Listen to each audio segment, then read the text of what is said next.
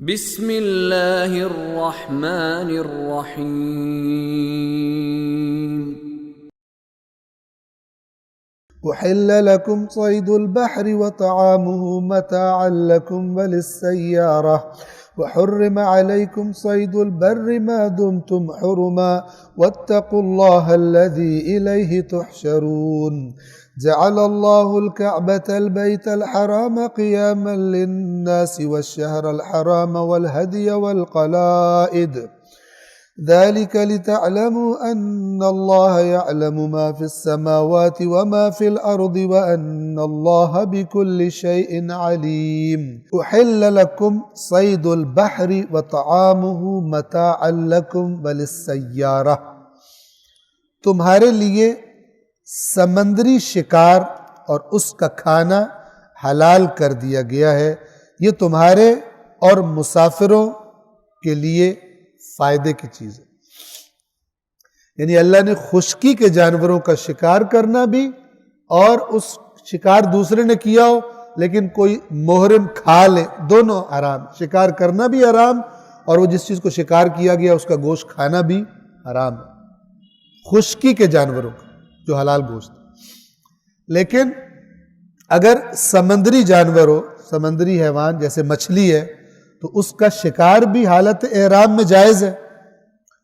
اور کسی اور نے شکار کیا ہو اس کا کھانا بھی محرم کے لیے جائز ہے، یعنی جو پانی کے جانور ہوتے ہیں جیسے مچھلی اور اس طرح۔ وَحُرِّمَ عَلَيْكُمْ صَيْدُ الْبَرِّ مَا دُمْتُمْ حُرُمًا، اور جب تک تم حالت احرام میں ہو خشکی کا شکار تم پر حرام کر دیا گیا۔ وَاتَّقُوا اللَّهَ الَّذِي إِلَيْهِ تُحْشَرُونَ، اور جس اللہ کے سامنے تم جمع کیے جاؤ گے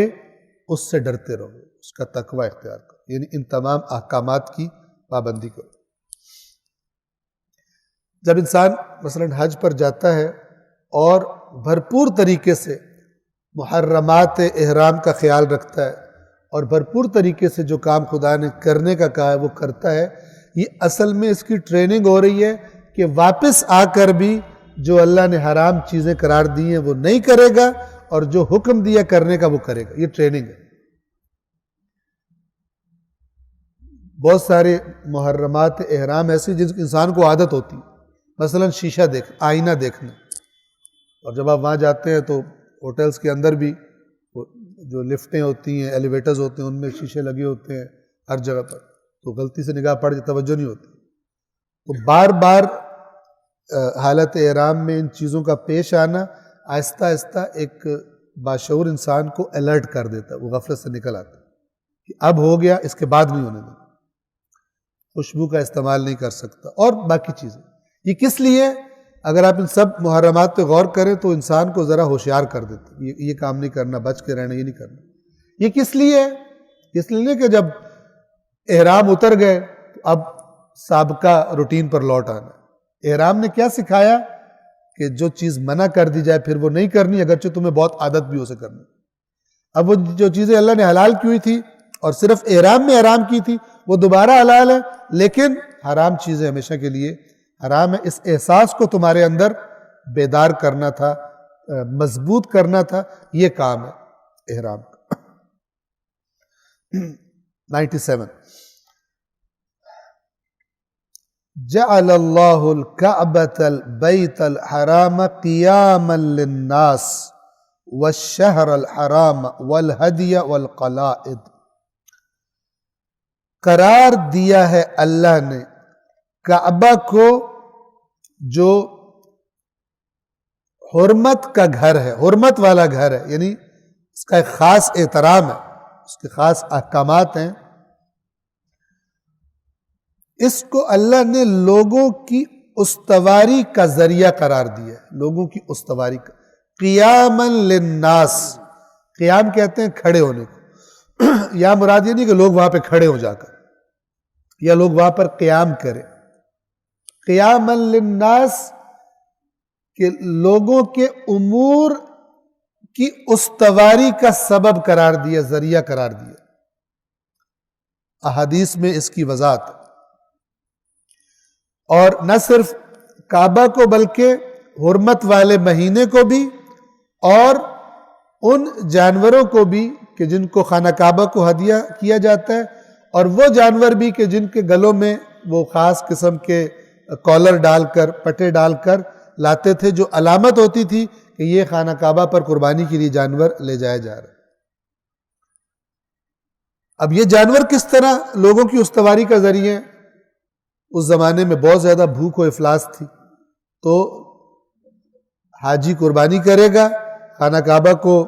ہدیہ کرے گا انہیں، اور خود بھی کھائے گا، اور وہ غریب اور مساکین جن کو کھانے کے لیے گوشت اور اس قسم کی چیزیں میسر نہیں ہوتی، وہ بھی اس سے استفادہ کریں گے۔ اس کی وضاحت میں جو باتیں بیان کی گئی ہیں اس کا خلاصہ یہ ہے کہ حج اور کعبہ اور یہ سارے کے سارے احکامات جو حج کے ہیں، یعنی یہ پورا پروجیکٹ اللہ کا، اگر جیسے اللہ چاہتا ہے ویسے اس کو انجام دیا جائے تو یہ لوگوں کے مسائل حل کرنے کا سبب ہے۔ حج مسلمانوں کے امت اسلام کے مسائل حل کرنے کا سبب بن جائے گا، کب؟ جب اس طرح کیا جائے جس طرح خدا چاہتا ہے۔ اگر آپ حکمرانوں کی سطح پر دیکھیں تو مثال کے طور پر جس طرح اقوام متحدہ سالانہ ایک اپنا اجلاس کرتی ہے، سارے ممالک کے سربراہ وہاں پر آتے ہیں، تقریریں کرتے ہیں، اپنے ملک کی پالیسی بتاتے ہیں، اپنے جو اعتراضات احتجاج کرنے ہوتے کرتے ہیں۔ امت اسلام کے لیے اللہ تبارک و تعالیٰ نے ایک یہ، اور آپ غور کیجئے کہ امت کی ایک بہت بڑی تعداد، اور وہ بھی صاحبان استطاعت، یعنی جو وسائل رکھنے والے لوگ ہیں، یعنی بیچارے قسم کے نہیں ہیں، ظاہر ہے مال ہے تبھی استطاعت پیدا ہوئی وہاں پر آنے کی، وہ بھی جمع ہیں، اور امت کے سربراہ بھی جمع ہوں، اور وہاں پر اسی حج کی برکت سے اور اسی اللہ کو ذہن میں رکھتے ہوئے اور اسی قرآن کو ذہن میں رکھتے ہوئے سال بھر کے لیے ساری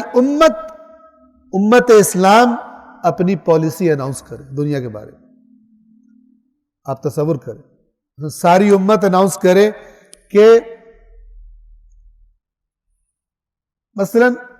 مسئلہ کشمیر میں مسلمانوں کے ساتھ جو سلوک کیا جا رہا ہے ہم اسے قبول نہیں کرتے۔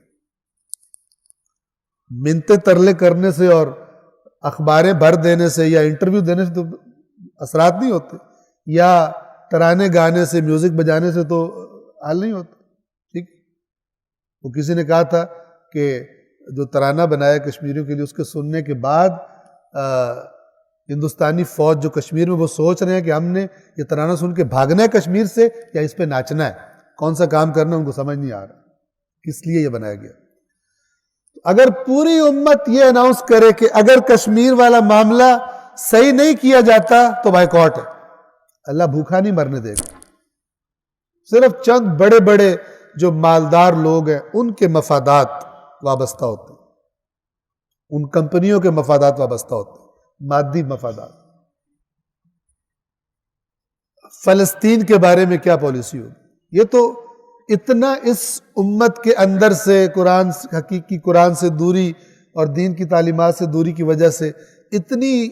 بے حسی آ چکی ہے کہ یہ باتیں بھی عجیب لگتی ہیں کہ وہاں پر اکٹھے ہو رہے ہوں اور وہاں پر اناؤنس کی جا رہی ہو سارے سال کی پالیسی۔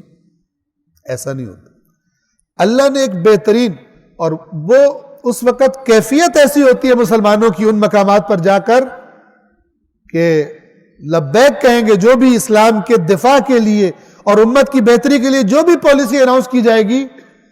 فرض کریں وہاں حکمران اناؤنس کرے کہ امت مسلمہ کے جو مالدار لوگ ہیں وہ یہ فنڈ ہم نے بنایا ہے امت کے غریبوں کے لیے، فلان جو مشکل درپیش ہے امت کو یہ فنڈ بنایا ہے اس میں ڈونیٹ کریں۔ حج میں آپ دیکھیں کیا جذبہ ہوتا ہے، ڈونیٹ کریں گے یا نہیں کریں گے؟ ڈونیٹ کریں گے۔ ٹھیک ہے، بہت ہی ایک قیمتی چیز تھی کہ جس کو باقی اسلام کی تعلیمات کے ساتھ ساتھ جس کے اندر سے روح نکل گئی۔ اب وہ حج کی لاش کو گھسیٹتے پھرو، جیسے روزے کی لاش جو روزہ تقوی ہی پیدا نہیں کرتا اس کی لاش کو گھسیٹتے پھرو، جو نماز گناہوں سے نہیں روکتی اس کی لاش کو گھسیٹتے پھرو، اس کے اندر روح موجود نہیں ہوتی۔ صلوات پڑھیے محمد والے۔ اللہ نے حرمت کے گھر کعبہ کو لوگوں کے لیے استواری، لوگوں کے امور کی استواری بنایا ہے، اور حرمت کے مہینوں کو بھی، اور قربانی کے جانور کو بھی، اور ان جانوروں کو بھی جن کے گلے میں پٹے باندھے گئے ہوں۔ اللہ العلی العظیم۔